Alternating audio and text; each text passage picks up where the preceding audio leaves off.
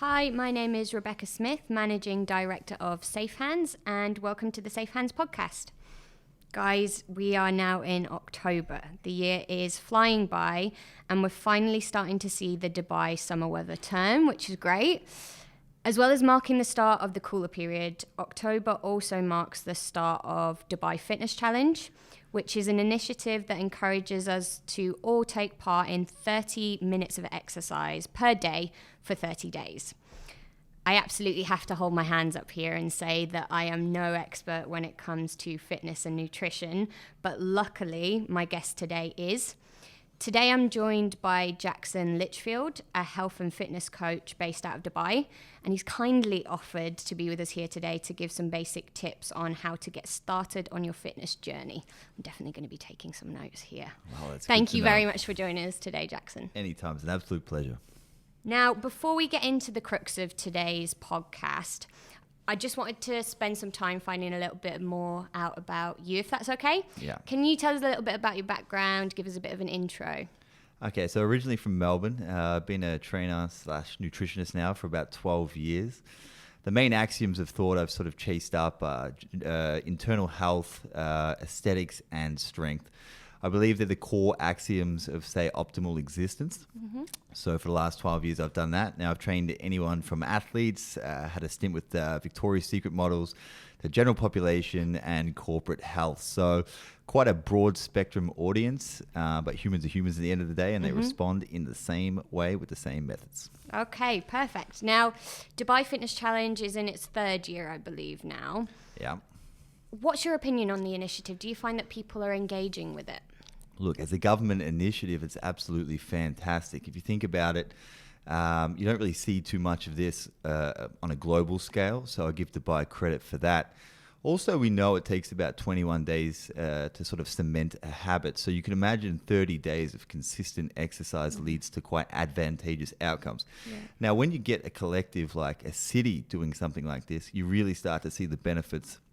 And they trickle down on so many levels. Okay, everyone's working out, but the general assumption is it extends beyond the 30 days. It's kind of like, say, a little bit of a starter initiative. Mm-hmm. And from what we've seen, that 30 days gives people momentum. And as we know, a rolling stone gathers no moss. Mm-hmm. And people continue to execute such habits. And Dubai overall becomes a healthier place. So I think it's fantastic for those reasons. Okay, good starting point for a lot of people then. Yeah.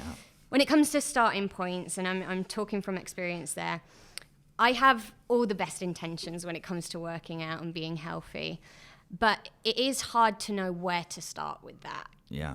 What sort of advice would you give someone who's looking to start their fitness journey? Where should they look? What should they do?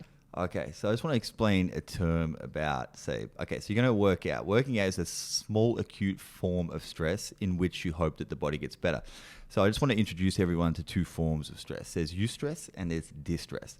Now, the first one basically considers, so when you give the body a nice amount, a healthy dose of stress, it gets stronger. Mm-hmm. That's the good kind of stress.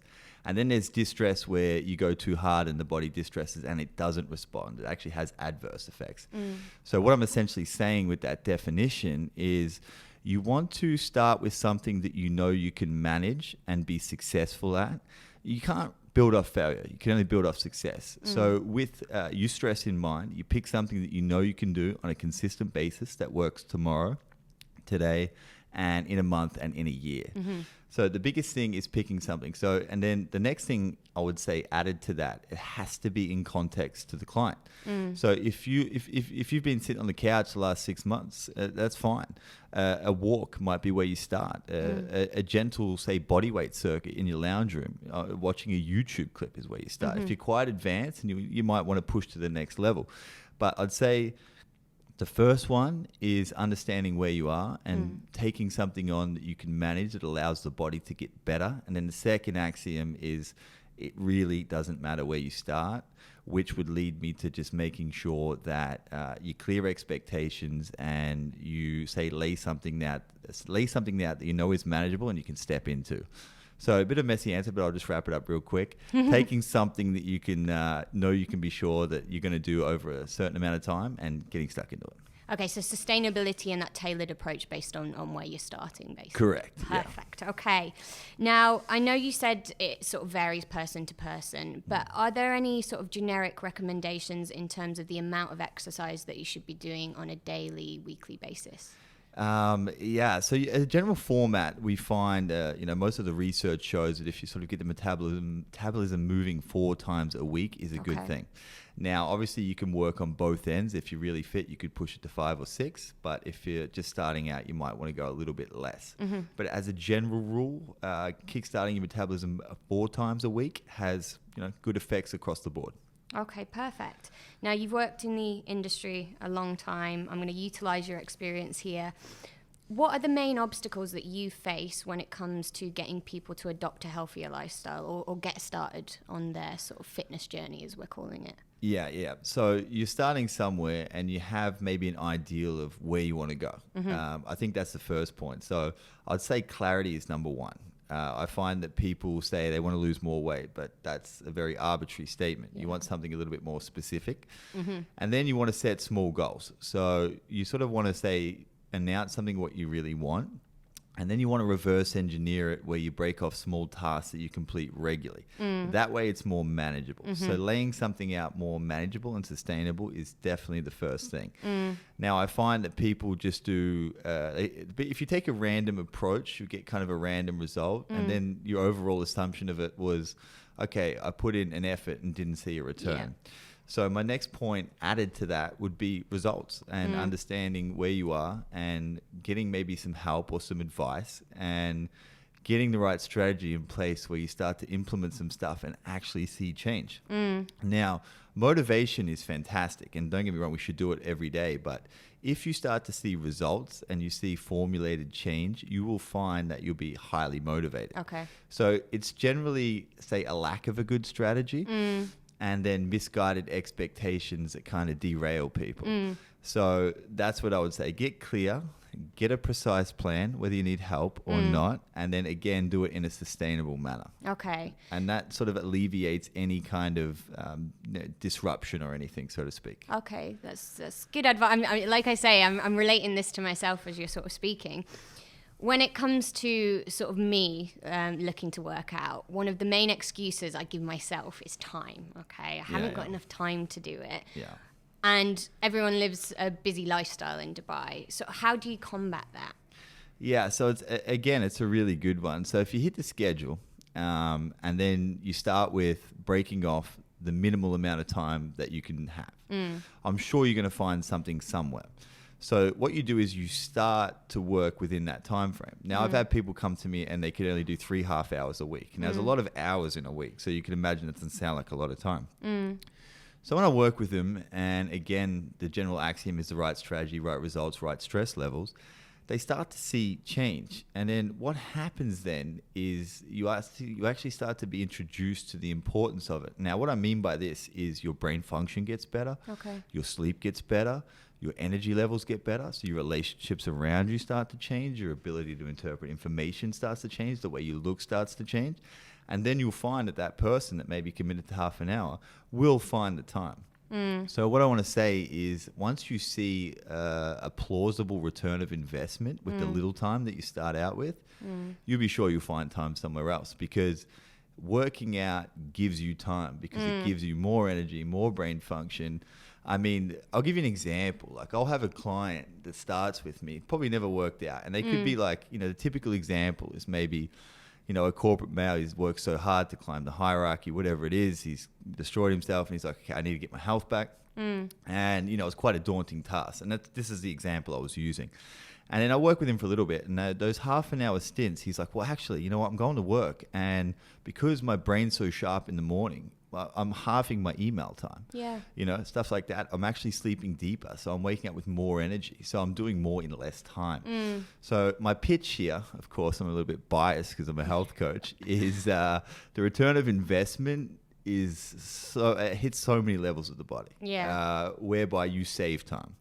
So that would be. It's an interesting point. Actually. Yeah, I'm not selling candy. I think it's true. I definitely think it's true.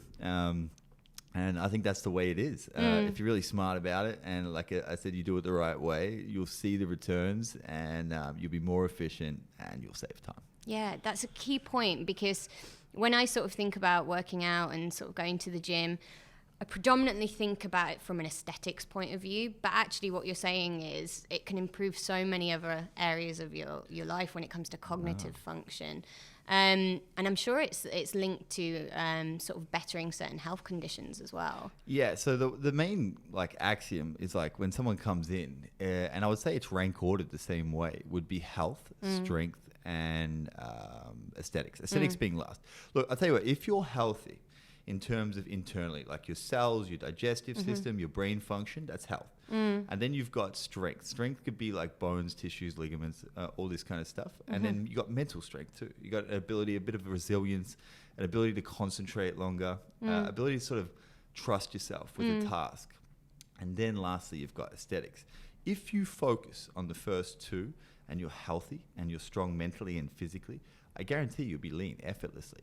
I think the mistake people make is they focus on the aesthetics. And look, I've taken people to all kinds of body fat. It doesn't really, it's not a desired result that keeps people satisfied. What really is when people are, when they feel good and they look good. You need the feel good first before you look good second. And that's because you look after yourself before you change your shape. Does that make sense? Yeah, it does. You're not just trying to change your shape at all costs. Yeah. So that's a big one that I think the viewers should take away. Definitely. Work on the internal and the external will flow. Will follow. Yeah, definitely. Okay, perfect. Now, Dubai seems to be, and you may agree, you may not, quite saturated with PTs at the moment. How do you choose the right one? What sort of service should someone be expecting from a personal trainer? Yeah, it's fantastic. It's a great question. Look, I'd say it's saturated at the moment because, I've done it for 12 years. It is such an amazing career. And also, if you look at the numbers of obesity, diabetes, all these kind of things like unexplained brain conditions, there is something going on with health that probably needs to be addressed. So people are putting their hand up in their best efforts to make somewhat of a contribution to it. So I give them that. So I think that's the first one. Probably what creates this saturation. And it is a great job. So the next thing is, how do you choose a good one? Well, first thing I would say is education. You definitely want an educated trainer. Now, they don't have to be, like ridiculously, but you can generally tell someone that's quite well-versed on nutrition, fundamental movements, and say program design.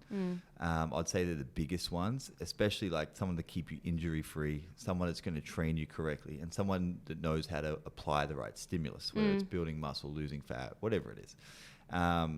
And then I would say credibility comes from two things. Results. So you want to obviously look at their track record and maybe their experience. And then the last one I'd add to that nowadays is content. More often than not, you can hear what people have to say on social media, on YouTube or whatever.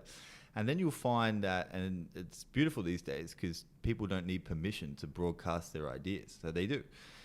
So often you get a really good look at someone by their Instagram, their Facebook, and you can start to see how they think. You can maybe see some client testimonials, but also you might get a bit of an idea by the voice. And then obviously the thing about Google is you can cross-check facts. It was really funny back in the day. No one used to Google anything, so you could say whatever, and everyone believed it. Check it out. But now Google's good because it keeps you accountable, right? Yeah. So if you say something, people Google, that's not true. So you have to be on your stuff, which is kind of cool. I like that now. And technology's really innovated and kept the standard quite high because people can do their own research. So I encourage them to do that when you hear someone say something. And then start to compile your own opinion on that. So they're the variables that I would probably consider when you want to look at a good PT. And then, I'd go from there. And probably, actually, I just want to mention one more that's really big is personality too. You want to really resonate with the person and feel comfortable and safe, because it is quite an intimate relationship in the sense that your health is something that's quite exclusive. And if you really want to delve into it, it's quite an amazing journey. So you want to really trust the person and trust that you can tell the truth to them, they tell the truth to you, and you get reciprocity on that level. I'd say that's probably a good place to start. Yeah, great stuff. We mentioned nutrition a couple of times there. Just want to touch on that because I know it's a huge part of sort of leading a healthy lifestyle. Now, for me, I always get confused about the advice that's out there when it comes to nutrition. Seems that, every week there's a new diet coming out. We look at sort of keto, paleo, Atkins, etc. The list goes on.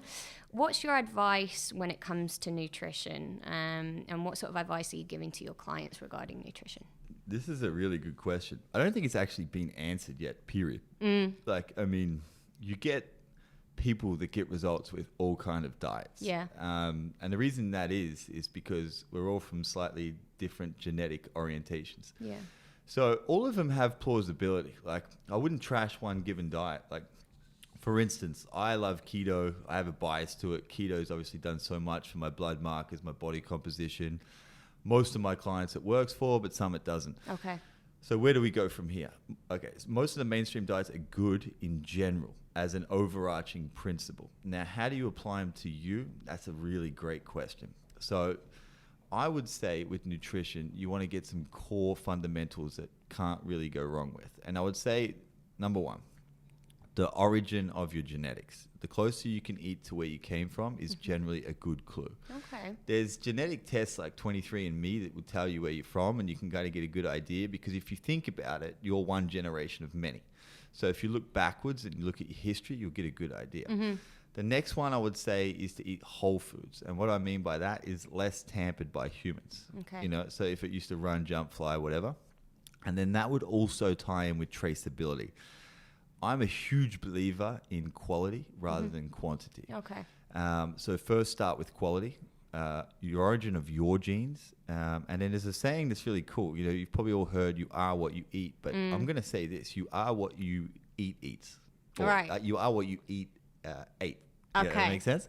So, yeah, you have to really look at, how the animals you're eating were raised, or even if you're eating, vegetables, were they sprayed, all this kind of stuff. So origin traceability, huge. Outside that, we have two governing principles that really dictate your outcome. They're calories and they're macronutrients. Mm-hmm. Now, a good practitioner will be able to work out how many calories work for your body. Mm-hmm. And this is very individual. So if you're after, say, specific aesthetic change, you're probably going to need to see someone that can get those ratios right for you. That would be true for macronutrients too. Mm-hmm. Now, some people work better with high carb, low carb, zero carb. Some work better on fats. They're the main energy sources. How much protein someone can tolerate, that's largely, say, individualized. One thing that's generally true is you can't really get enough vegetables. I think that's something most people can get away with. The general sort of argument falls between protein amount and quality and type, and fats or carbs. Mm-hmm. So I would say you want to see a practitioner for a specific outcome, but if you work backwards on an overall theme, I would eat everything balanced from the right place from your genes. Okay. You can't really go wrong with that. Okay, perfect. Yeah, I think hopefully that sums it up. But I think that's quite a detailed answer. But if you want specifics on that end, you probably should seek them. But as a general rule of health, that should definitely put you in a good place. Okay, again, a tailored approach, key in terms of getting results, it seems. Yeah, and quality. Quality above all else is huge. And like I said, less contaminated stuff. I think toxicity is a largely underrated factor in society these days. So look at where your food came from, how it was produced, whether it was sprayed, how the animals were treated. This is huge. Perfect. And then, you're definitely going to be toxin-free, which allows the body to express as it should. Okay, interesting. In terms of tracking progress, we mentioned technology earlier as well, lots of different apps and wearables these days. Do you have any top tips in terms of tracking your progress? Yeah, so I'll start with my typical answer, which is like, understand what you want, right? So whether you want to, say, have more organ efficiency, meaning you have a better heart rate, then maybe you should track your heart rate. Mm-hmm. But if you want to look better, you should do something like body fat screening. Mm-hmm. You should do maybe photos. You can do like girth measurements, something more specific to body composition. Mm-hmm. Now, if you want to, say, go another level and look at your health markers, well, that's a different story. You want to look at things like mitochondria function. You want to look at digestion. You want to look at inflammation levels, vitamin trace mineral levels. That's how you get like an internal snapshot of your body. That's how I look at health. Blood work, best for health. For strength, I would say you definitely want to get some kind of a periodized approach, meaning that a planned training regime where you track your numbers. Did you get better? Did you get worse? I think that's pretty straightforward.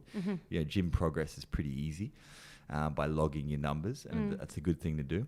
And then, like I said, with aesthetics, it's photos, it's body fat, it's girth measurements, or even clothes. A lot of women that start out, I don't need to measure them. I just want to get the fundamentals right. They'll come tell me, like, they used to be a size 12, they're a size 10, they're a size 8.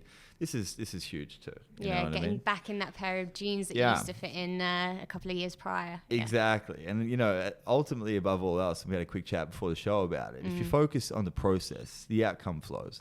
So I do recommend that you track progress, but I would go one step back and say really focus on, the process and being the best you can and being better every day, which if you link back to 30-30, that is what the initiative is about. Yeah. It's consistency and it's getting a little bit better each day. Yeah. That's what I would say. Perfect. And we talked about result there briefly. I know you said there, don't focus too much on the result, more the process. But as a general rule, when someone starts a training regime, how much time would it take for someone to see visible result when it comes to starting their program? Yeah, it's a really tough question to answer, right? Because some people, it's more stubborn than others. Okay. So what I would say is, how long does it take to see progress? Well, I'll give you an example. So most people come work with me. I'll give them a detailed nutrition plan. I'll pair the nutrition plan with a workout specific to that nutrition plan. And if I'm lucky enough to do blood work, I'll know where they're at. So I can anticipate a pretty clear trend based off history, data, and whatever. That's probably the level of, I could say most of my clients lose 0.5 to 1% body fat a week if they're on the higher end, and then they start, as they come in, they lose less. I can give you exact figures historically because I track these things, but I would say it's relative to your efforts.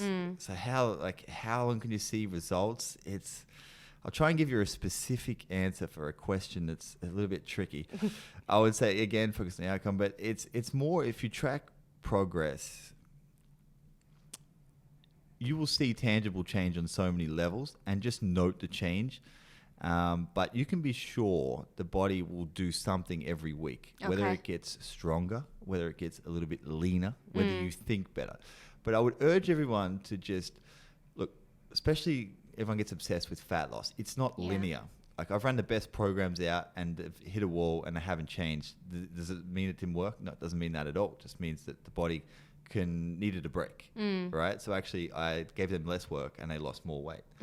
So the whole point is, when it comes to aesthetics, don't be crazy with it. Track more variables: your digestion, your brain health, your energy, how your sleep is. And you'll find that every week those markers will improve. Okay. So my answer is weekly, if you consider the most important variables of health, which is all those fundamentals, because it's multivariate. People just focus on aesthetics. But the aesthetic one, it's really dependent on the person, depending on how much effort they put in, and how detailed the regime is. But I would say, again, don't focus too much on that. Focus on all the other fundamentals: sleeping, energy, brain concentration, you name it. Yeah. They're all really important things. Okay. And another thing I would add to this, and this is why I love the Dubai 30-30, community is huge. You'll get feedback from your peers, whether it's your partner, whether it's your mum, whether it's your friends. They'll start telling you. That's for me, it's results. You look happy, you look like you got more energy, your posture looks better. That's a result. So I just want everyone to not neglect these small things that matter way more than losing a kilo that week. Don't become obsessed on that kilo. Understand there's so many fundamental elements of fitness. Pay attention to them. Pay attention to your community. Don't shut yourself off with your own goals. Get involved with people. This is why I love the Dubai 30-30. And if you see someone change, even if you don't know them, get around them, go up to them. You know what? Bruce, you look better in that suit today. What have you been doing? Something like that. That's a result. And like I said, they will come weekly if you're consistent. Perfect. Okay. I'm going to ask you one last question before I let you go, Jackson. Sure. What are the sort of key points that you want people to take away from the podcast today? Look, health is a long-term game. what I would suggest, going back to, if you take anything away, I want everyone to remember the 3 axioms. Get healthy, get strong physically and mentally, and then get lean last. So that would be the rank ordered priority for everyone to take away. That's how I love people to engineer their regime. So get healthy, get strong, get lean. Don't put too much expectation on yourself in terms of like, I get this one a lot, and I would love for people to understand it's a game that they play with them, and consistency is a win, and look for more wins, like I just mentioned. And then you'll find that if it's you and better than what you were yesterday, compare yourself to no one. That already takes off a lot of tension, anxiety, all these kind of expectation results. So you'll be in a better place. Shut off the white noise of sort of everything else around you, whether it's social media. I think that's a big one. I've been coaching people for a lot now. They'll jump online, they'll watch YouTube, they'll watch Instagram, and as inspired they walk away feeling insignificant. So cut the white noise out. And I would say, a really important one for me, and I just wrote an article about the blue zones. So the blue zones are 4 areas in the world that the average life expectancy is 120 years. Now, can you imagine? 120 is the average life expectancy.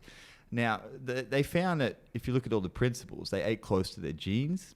They ate really clean foods. It was more of a Mediterranean, well-balanced diet, which I recommend as a general starting point before you get into the macros and calories. The biggest thing for these guys is they lived in nurturing communities where they gave and received love on a regular basis.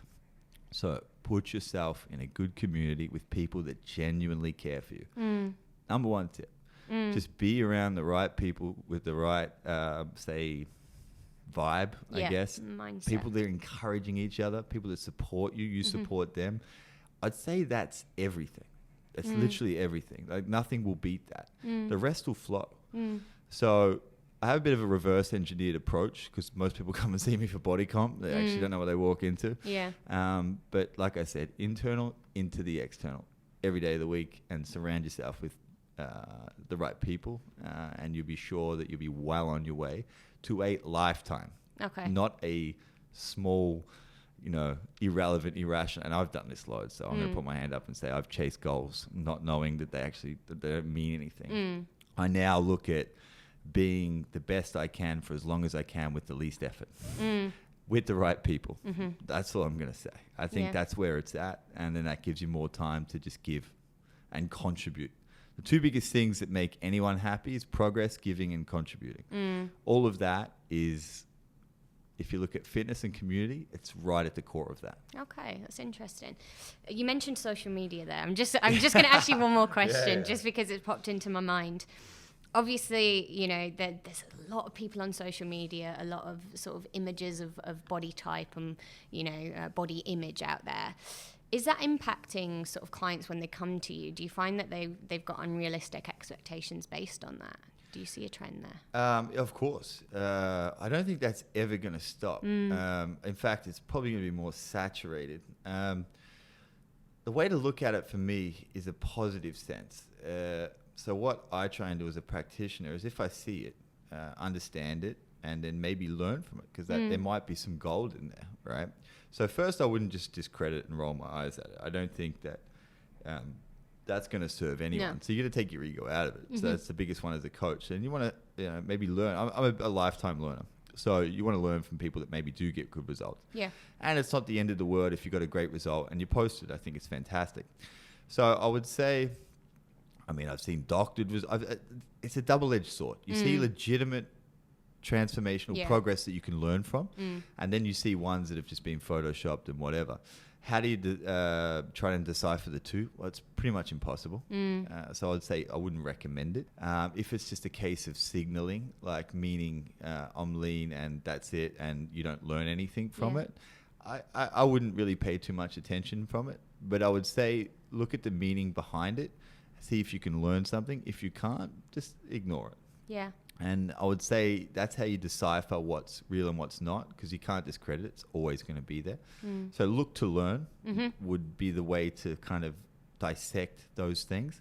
And then understand, if we go back another step, it's about you and your progress and your journey. And I love social media, and I love people sharing. You know, like I've had women that wouldn't ever let anyone take a photo of them, and then you see them a year later drop 20, 30 kilos, and they're posting a photo of themselves in a bathing suit. Now, I'm not saying that's. I think for them, it's like they actually start to. It's a confidence, self-worth, isn't it? confidence. Yeah. Yeah, and this is good to see. You know what I mean? And then it's subjective whether people say, okay, she should or shouldn't do that, and now she's fit, now she's post.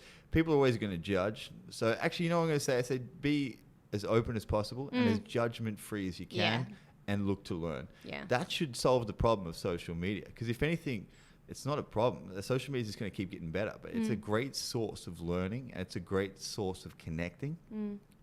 Look for those things. Yeah. Yeah. It's a good way to put it.